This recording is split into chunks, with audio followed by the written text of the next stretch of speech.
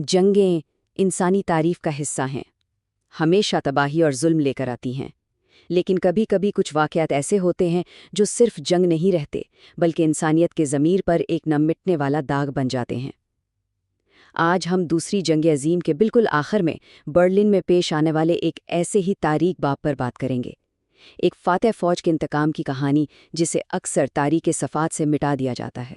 اس ہولناکی کا پیمانہ کیا تھا، اس کا اندازہ لگانے کے لیے ایک سوویت جنگی نامہ نگار نتالیا گیسے کے یہ الفاظ ہی کافی ہیں: روسی فوجی 8 سے 80 سال کی ہر جرمن خاتون کی عصمت دری کر رہے تھے۔ یہ ریپسٹ کی ایک فوج تھی۔ یہ ایک جملہ ہی اس پورے سانے کی سنگینی کو بیان کر دیتا ہے، جسے ہم آج سمجھنے کی کوشش کریں گے۔ تو سوال یہ ہے کہ آخر ایسا ہوا کیوں؟ اس سب کی جڑیں بدلے کی اس آگ میں تھیں جو برسوں سے سلگ رہی تھیں۔ پہلا حصہ، ایک فاتح کا انتقام۔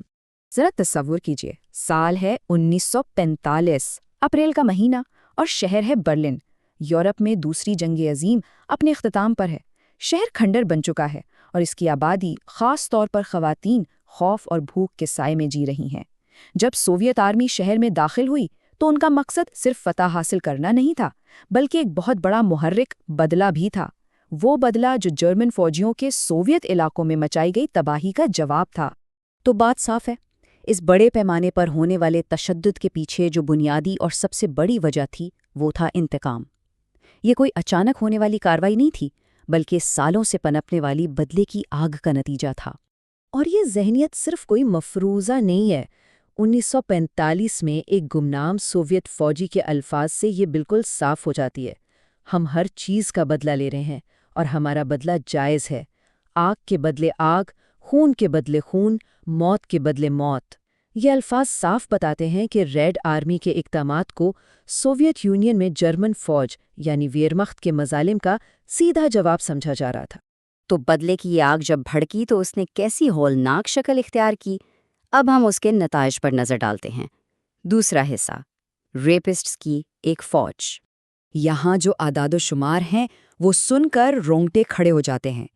مورخین کا اندازہ ہے کہ پورے جرمنی میں تقریباً 20 لاکھ یعنی 2 ملین جرمن خواتین کو ریپ کیا گیا۔ لیکن یاد رہے، یہ صرف ایک اندازہ ہے، کیونکہ لاتعداد کیسز تو کبھی رپورٹ ہی نہیں ہوئے، اس لیے اصل تعداد شاید اس سے کہیں زیادہ ہو۔ اور اگر ہم صرف برلن شہر کی بات کریں تو وہاں متاثرین کی تعداد کا اندازہ 1,30,000 تک لگایا گیا ہے۔ اس سے پتہ چلتا ہے کہ دارالحکومت نے کس قدر شدید مصیبت جھیلی۔ اور یہ صرف تعداد کی بات نہیں تھی، بلکہ اس ظلم کی نوعیت بھی انتہائی وحشیانہ تھی۔ ایک سوویت افسر زاغار اگریننکو کے بیان سے یہ بات اور بھی واضح ہو جاتی ہے۔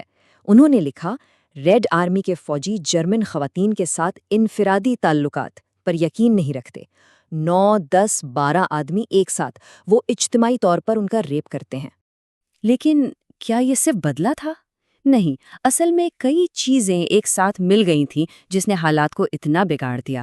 ہر طرف شراب کی فراوانی، اسٹالن کے دور کی جنسی گھٹن، وہ پروپیگنڈا جس نے جرمنوں کو انسان سے کمتر دکھایا، فوج میں ڈسپلن کی کمی، اور فاتح ہونے کا وہ تکبر جس نے انہیں یہ محسوس کروایا کہ وہ قانون سے بالاتر ہیں۔ اب ذرا فوج کی بڑی تصویر سے ہٹ کر دیکھتے ہیں کہ اس ملبے میں پھنسی ہوئی ایک ایک خاتون اپنی بقا کی جنگ کیسے لڑ رہی تھی۔ تیسرا حصہ، ملبے میں بقا۔ اس سب کو ذاتی سطح پر سمجھنے کے لیے ہمارے پاس ایک بہت اہم ذریعہ ہے، اے وومن ان برلن۔ یہ ایک گمنام جرمن صحافی کی ڈائری ہے جس میں جنگ کے آخری 8 ہفتوں کی دل دہلا دینے والی تفصیلات ہیں، اور یہ اجتماعی زیادتیوں کا ایک ذاتی بیان ہے۔ اس ڈائری کے کچھ حصے پڑھنا آسان نہیں، یہ ہمیں اعداد و شمار سے نکال کر اس اذیت کی گہرائی میں لے جاتے ہیں۔ ایک اجنبی کا ہاتھ مہارت سے میرے جبڑوں کو الگ کر رہا ہے، پھر بڑی سوچ سمجھ کر وہ جمع کیا ہوا تھوک میرے منہ میں گراتا ہے۔ میں سن ہو گئی ہوں، نفرت سے نہیں، صرف سردی سے۔ یہ الفاظ اس بے حسی اور صدمے کو بیان کرتے ہیں جو شاید کسی اور طرح ممکن نہیں۔ اور اسی اذیت سے بچنے کے لیے خواتین کیا کیا کرنے پر مجبور تھیں، اس کا اندازہ بھی اسی ڈائری سے ہوتا ہے جب وہ لکھتی ہیں، مجھے غول کو دور رکھنے کے لیے ایک بھیڑیا تلاش کرنا ہے، ایک افسر جتنا ممکن ہو اعلیٰ عہدے کا۔ یعنی ایک طاقتور فوجی کو اپنا محافظ بنا لینا تاکہ باقیوں کے حملوں سے بچا جا سکے۔ اور یہ صرف ایک طریقہ نہیں تھا۔ بقا کی جنگ میں بہت سی ہولناک حکمتیں عملیہ اپنائی جا رہی تھیں۔ اپنی بیٹیوں کو دنوں تک تنگ جگہوں پر چھپانا، خود کو بوڑھا اور بدصورت دکھانا یا مردوں کے کپڑے پہننا، یہاں تک کہ کھانے کے لیے جسم فروشی اور ریپ کے درمیان کی لکیر بھی دھندلا گئی تھی۔ یہ وہ ناممکن فیصلے تھے جن کا خواتین کو روزانہ سامنا تھا۔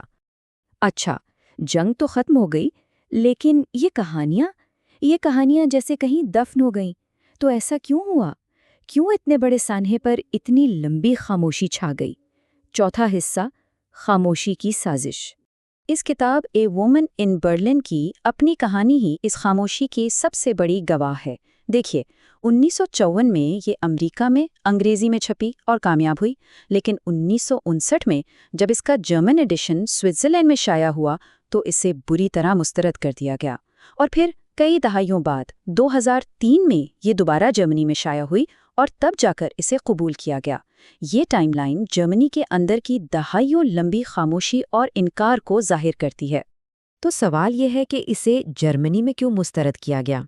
وجہ یہ تھی کہ اس ڈائری کو جرمن خواتین کی عزت پر دھبا قرار دیا گیا، کیونکہ مصنفہ نے بقا کے لیے کیے گئے ان غیر اخلاقی سمجھوتے بیان کیے تھے۔ معاشرے نے مجرموں کا سامنا کرنے کے بجائے الٹا متاثرین پر ہی الزام لگا دیا۔ اور یہ بھی یاد رکھنا ضروری ہے کہ یہ خاموشی صرف جرمنی میں نہیں تھی، خود روس میں بھی اس موضوع کو سختی سے دبایا گیا، اور وہاں کے فوجی کئی دہائیوں تک اس حقیقت کو ماننے سے انکار کرتے رہے۔ یہ ایک مشترک تاریخی فراموشی تھی۔ تو آخر میں بات کرتے ہیں ان زخموں کی جو کبھی بھر نہیں سکے۔ 5واں حصہ، جنگ کے زخم۔ یہ ایک اور دل دہلا دینے والا عدد ہے، تقریباً 10,000۔ یہ برلن میں ریپ کا شکار ہونے والی ان خواتین کی اموات کا اندازہ ہے جن میں سے زیادہ تر نے خودکشی کر لی تھی۔ یہ اس مایوسی کی گہرائی کو ظاہر کرتا ہے۔ اور جو زندہ بچ گئیں، وہ جسمانی طور پر تو شاید ٹھیک ہو گئیں، لیکن ان کے ذہن پر جو زخم لگے وہ ساری زندگی ان کے ساتھ رہے۔ ان اثرات میں پوسٹ ٹرامیٹک سٹریس ڈس آرڈر، شدید ڈپریشن، سماجی تنہائی اور وہ صدمہ شامل تھا جو اگلی نسلوں یعنی ان کے بچوں تک بھی منتقل ہوا۔ جنگ کے بعد ایک عجیب چیز ہوئی۔ جرمنی میں ان خواتین کی تکلیف کو ایک قومی علامت بنا دیا گیا۔ ان کے پامال جسموں کو تمام جرمنوں کی مظلومیت کی علامت کے طور پر پیش کیا جانے لگا۔